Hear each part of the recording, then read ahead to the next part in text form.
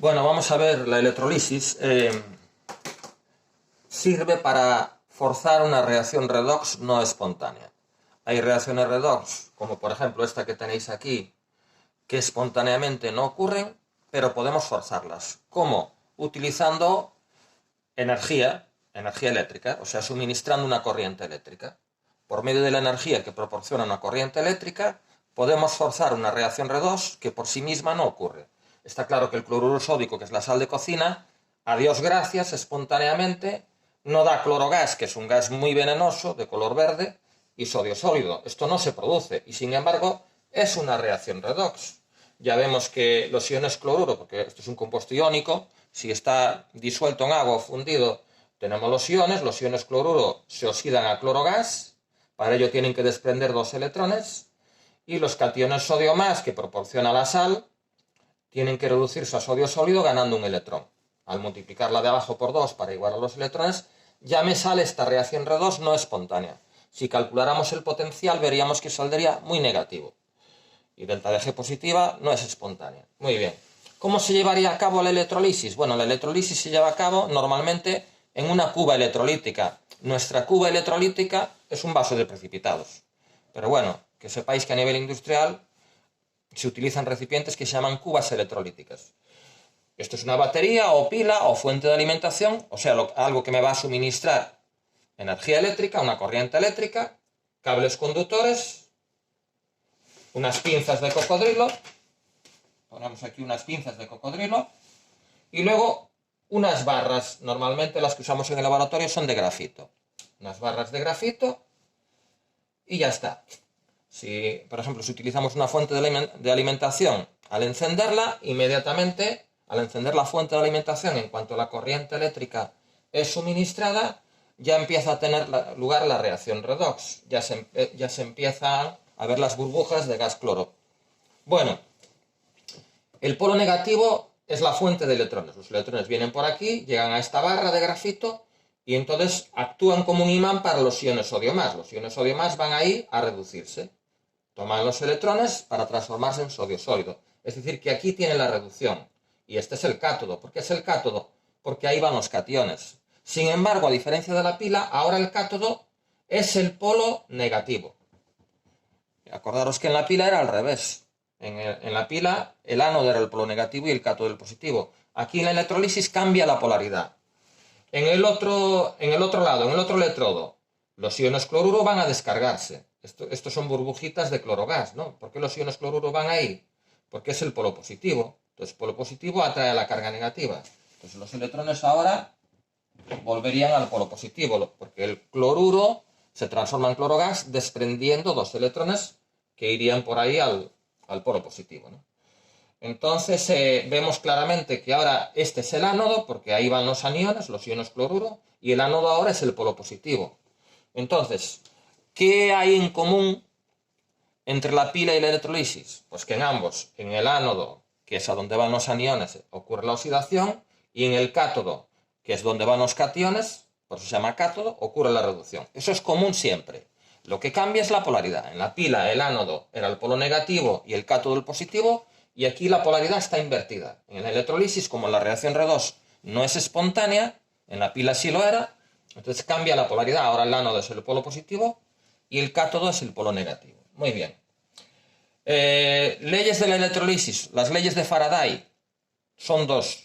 La primera, las 2 leyes hablan de cuántas sustancias vamos a poder obtener en cada electrodo, es decir, cuánto sodio sólido voy a obtener aquí y cuánto clorogas se me va a desprender en el otro lado, en este ejemplo, por ejemplo, ¿no? Entonces, ¿qué dicen las leyes de Faraday? Dice, la primera ley es de Perogrullo, que la cantidad de sustancia que se desprende o se deposita en cada electrodo es directamente proporcional a la cantidad de electricidad que atraviesa la cuba. Claro, a más electricidad, cuanta más corriente eléctrica suministremos, pues más clorogas se va a liberar aquí o más sodio sólido se va a depositar allí. La cantidad de electricidad depende de la intensidad de corriente y del tiempo. La intensidad de corriente, que se mide en amperios, y el tiempo en segundos, para que me dé la carga en culombios. Acordaros, amperio era culombio partido por segundo. Recordar conceptos básicos de electricidad: intensidad en amperios, carga en culombios, tiempo en segundos. O sea, esto segundos, esto amperios y esto coulombios.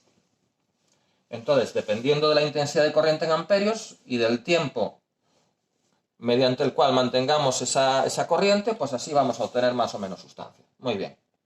Y la segunda ley dice que para una cantidad de electricidad dada, la cantidad de sustancia que se deposita o se desprende en cada electrodo es directamente proporcional al equivalente gramo redox. Es un concepto nuevo que vamos a ver ahora brevemente y listo. Es decir, depende de cada sustancia, depende de su equivalente gramo. ¿Y qué es el equivalente gramo redox? Bueno, vamos a explicarlo con un ejemplo. Imaginémonos que en el cátodo tuviera lugar esta reducción. Para aclararlo mejor, en vez de sodio más, que fuera hierro más 2, por ejemplo. La disolución en vez de cloruro sódico, pues fuera cloruro de hierro 2, por ejemplo, ¿no? Por supuesto que aquí siempre tenemos que tener una sal, que se llama electrolito, tiene que estar disuelta en agua o fundida, para que los iones puedan moverse. O sea, aquí tenemos el electrolito, repito, es una sal que está o disuelta en agua o fundida. Las barras de grafito, pinzas de cocodrilo, cables conductores y la fuente de alimentación. Así de sencillo se hace la electrolisis. Bueno, ¿qué es el equivalente gramo? Bueno, pues si esta es la semirreacción que tiene lugar en el cátodo, entonces el equivalente gramo se define como la cantidad de sustancia, que es oxidada o reducida por un mol de electrones. Esa es la definición de equivalente gramo redox. Lo repito, cantidad de sustancia que es oxidada o reducida por un mol de electrones. Luego, si nos fijamos en esta semirreacción, para obtener un mol de hierro, y un mol de hierro, acordaros que un mol es el peso molecular en gramos, un mol de hierro, por ejemplo, son 56 gramos de hierro, porque el peso atómico del hierro es 56, ¿no?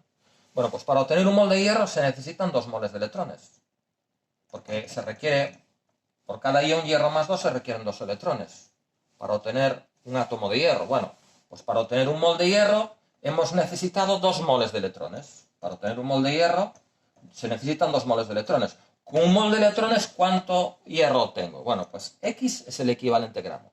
La cantidad de sustancia, la cantidad de hierro que obtengo con un mol de electrones.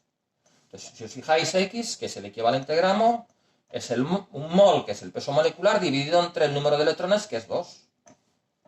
O sea que, en definitiva, ¿cómo voy a calcular el equivalente gramo? Dividiendo peso molecular entre número de electrones. Así se calcula el equivalente gramo. Peso molecular entre número de electrones. Punto.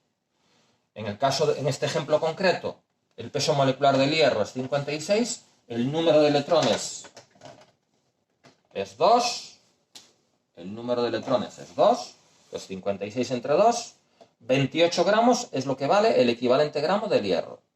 ¿Cuánto vale el equivalente gramo del hierro en este caso? 28 gramos. Porque claro, con un mol de electrones obtenemos 28 gramos de hierro.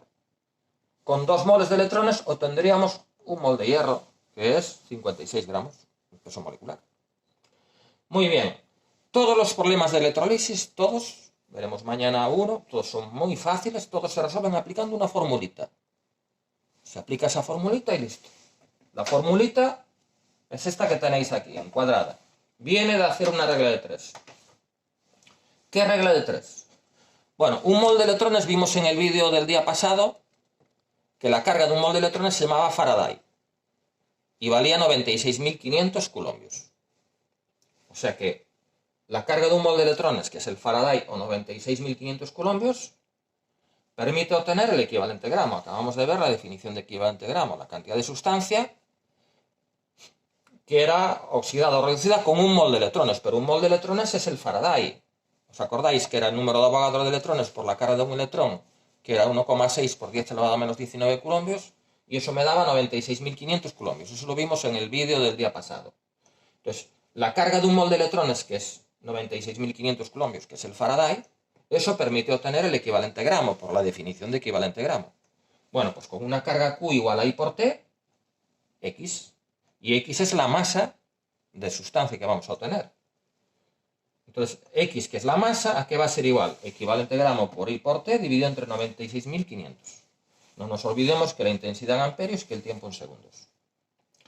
Entonces, con esta formulita se resuelven todos los problemas de electrolisis. Es aplicar una fórmula y listo. El día que viene, próximo vídeo, ya vemos un ejercicio de ejemplo, ya veréis lo fáciles que son.